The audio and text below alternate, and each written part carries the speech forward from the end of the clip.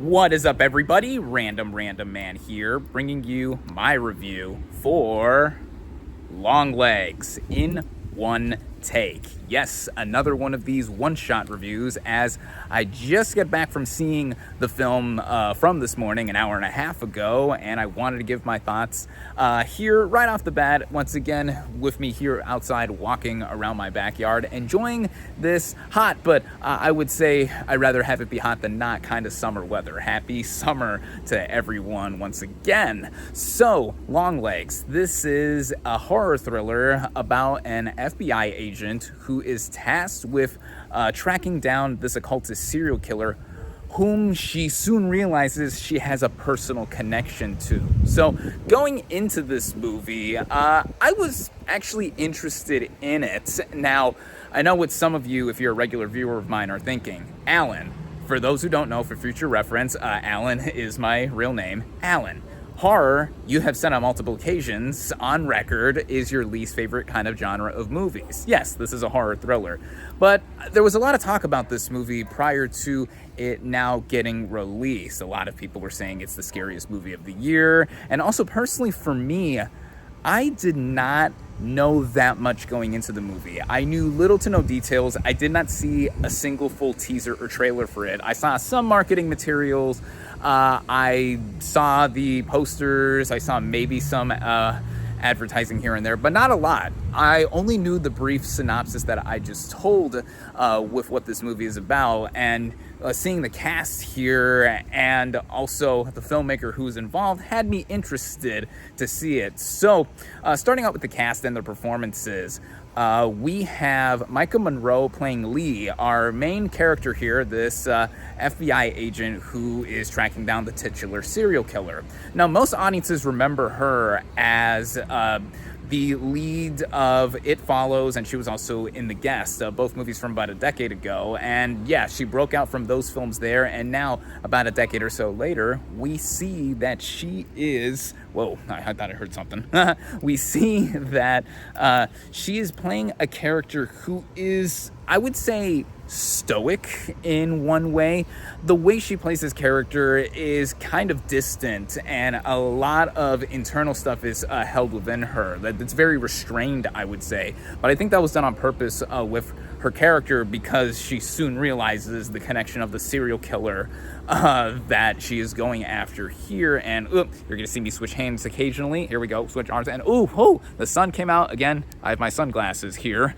But Micah Monroe, I think, is a pretty accomplished performer. I really liked her performance in here because we see the cogs turning within her, and having her just deal with all of this. You know, this is her job, but then also she's trying to think, you know, how can I really track this guy down, with me having previously known like way long ago. And then, speaking of the titular serial killer known as Longlegs, he's played by the one and only Nicolas Cage. Now, he's an interesting performer, to say the least. Oscar winner, of course, back in the 1990s. But ever since then, he has done roles that are quite varied. I mean, you either get the unhinged or literally uncaged Cage, or something more down to earth and something a lot more dramatic and subtle, like with what he did with Pig a few years ago.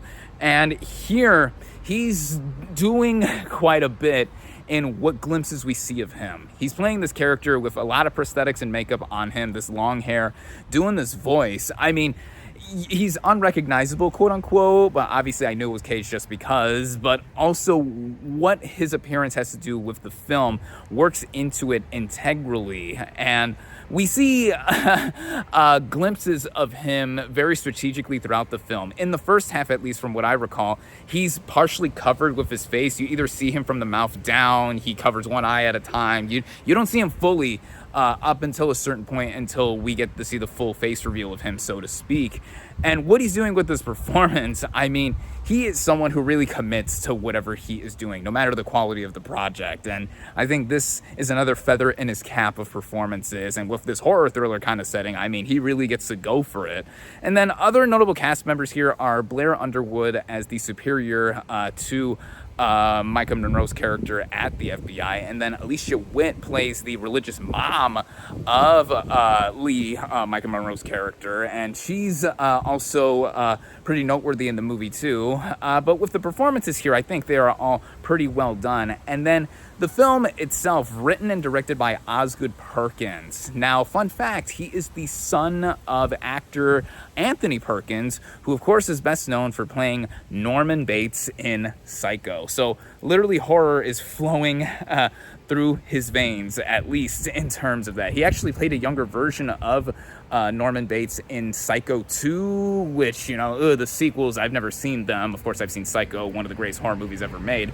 I've also not previously seen any films from Osgood Perkins, but this being the first effort of his that I've seen, I think he's made a great impression in terms of setting up what this movie is. As what I would basically describe it as is a peaking and pulsing thriller. There are horror elements in here. I don't think it's full-on horror because a lot of people have likened this to something like The Silence of the Lambs or even the procedural works of David Fincher like Seven and Zodiac. I think these are apt comparisons. I'm not the first person to make these kind of comparisons, but the atmosphere that he creates here creates a lot of that and demonic dread throughout it. It takes place in the 1990s, so speaking of The Silence of the Lambs, that came out back in the early 1990s, and we get flashbacks also to the 1970s, and what he does is setting this all up. The movie is separated into 3 chapters, or 3 acts, basically, 3 parts, and we get to see in an opening sequence, a flashback to Lee's childhood when she first encounters Longlegs, and then the case gets brought up with her because of the multiple murders that have happened in recent memory for the movie's timeline. And I think in how it goes along with it, I was always invested with what was happening because there was this looming sense of all-around creepiness factor. And I mentioned earlier that I did see that a lot of people were talking and saying that this is the scariest movie of the year. Now with horror, I think a movie being scary, not even just for horror, just anything being scary is a relative term, because what may scare you may not scare me and vice versa. Same thing with comedy. Comedy is very distinct as well, because not everything is funny to everyone, or at least in an attempted way to. But here, while I wasn't outright scared while watching this, I will admit that, I did get the chills, I did get the creeps, or the willies were scared out of me subtly in certain moments, because it plays out more like a thriller as the genre of this movie is than it does straight horror, because jump scares, I don't recall if there was any, but I think there were effective scares, and also just the way the movie builds and has a pace about it that I think is effective in what it's trying to tell as this procedural, basically. The movie runs at about an hour and 40 minutes, and I thought it was all well paced out. And the movie keeps going, where we get to see all these unravelings. We see the inner workings, again, of Lee and working with the FBI to try and get this guy all down. Then we get into the third act, and I think for a lot of people, this is going to make or break the movie, because the first 3/4 of the way or so, I think most people can get on board with, because of how it is just all looming out. Now, in the way it goes about a lot of what happens towards the end, there's this revelation, and then a bunch of exposition going to backtrack to connect this all full circle. And when it comes to something like that, for a movie like this in particular, I usually don't mind it. At first it did catch me off guard, because I'm like, okay, now we're getting towards the end here and this is all being just spelled out for us.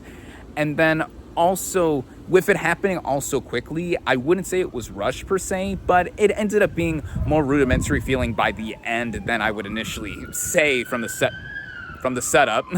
This happened in the last video. Like I mentioned, I live up the street from a hospital. So again, this is what I get for doing it all in one take and outside. But yeah, with how it ended, yeah, it felt like throughout it we were seeing, or at least I felt like we were seeing something that has been done before. Ooh, cop or federal agent or whatever authority figure chase down serial killer, try to figure out what the serial killer is doing. Why is the serial killer doing this? Blah, blah, blah, blah, blah, blah.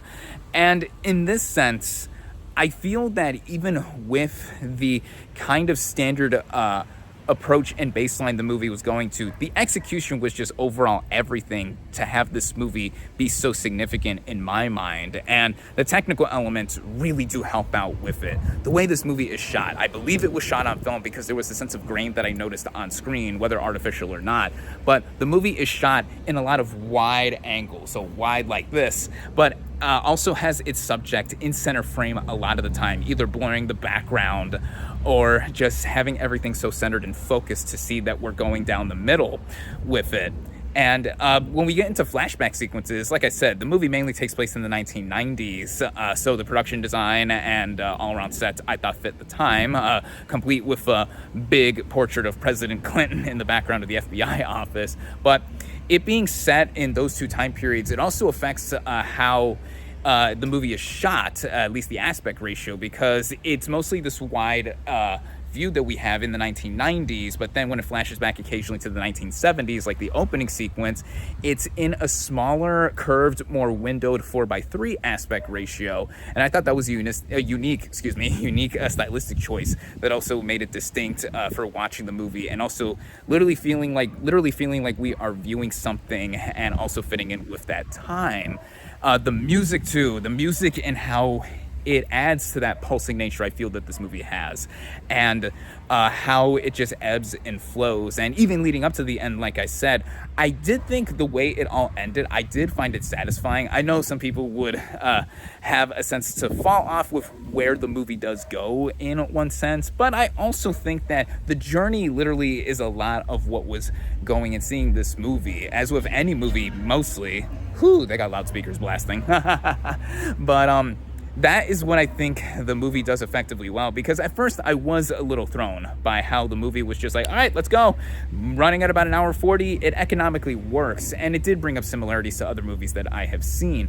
But one I would say I would compare this to favorably/unfavorably, depending on how you see it, 2018's Hereditary, the feature directorial debut of Ari Aster. Now, quick hot take right here, if you would. I find that movie to be overrated. Now, I like that movie quite a bit. I do. I own the movie on Blu-ray, but it wasn't the scariest thing to me ever. Like I said earlier, scary is a relative term, and then also it wasn't one of my favorites of the year per se, and to me it was more noteworthy with what Aster did the very next year with Midsummer. I think that is the superior movie. That movie just turned 5 years old, I think, last week. I mean, time is going, but that has a lot of similarities because of the theming of the movie and how when it goes to the end, there's a train over there, freight train going right by my backyard, but the theming of the movies are similar, and to me, I felt Hereditary drag a lot more in its second half compared to the first. I also correctly predicted where the movie was going. I did not see that movie with any clues or spoilers prior to it. I just thought that, this is doing something we've seen before. And Longlegs is kind of similar to that, but I think it worked a lot better with the execution and just the concept it was going for. Also, Hereditary, if I'm not mistaken, was just over 2 hours, and again, I felt the movie drag in the back half. Here, again, the movie's about 100 minutes, including end credits, so Longlegs, I felt, was an experience that I thought I was much more enthralled by and got a little bit more creeped out from. So, yeah, that's basically what I thought of Longlegs. Overall, I would say this film, the more I think about it, even with a little bit of the reservations I have at the end, they really are minor. They're really not enough for me to go and say, don't see this movie, because this film, for horror fans especially, I mean, this is something from a voice like Osgood Perkins. It's making me inclined to go see his past work, see what he's going to do next. Of course, the lead performances from Michael Monroe and Nicolas Cage are also something to really praise over with the film.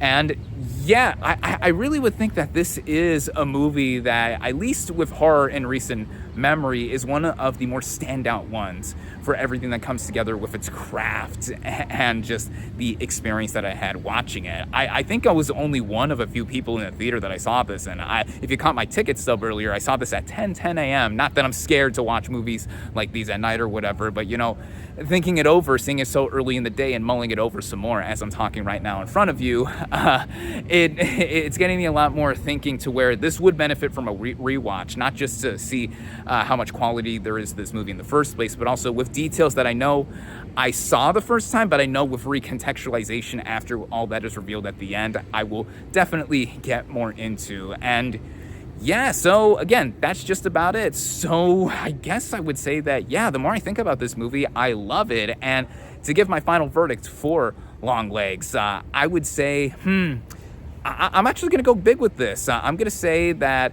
I would give Longlegs 4.5 out of 5 stars. I think this is now one of my favorite movies of the year thus far. I highly recommend it. Coming from someone who is mainly averse to horror, I think that is something to consider as well too. If you're into horror or not, this is just a quality film, and I think more and more people are going to continue the conversation, and that is what I'm all about with film too. So there you have it. Thank you all, as always, for watching. Be sure to like this video, comment on what you thought of Longlegs, social media links in the description, subscribe to my channel for more, and I'll catch you on the next movie review.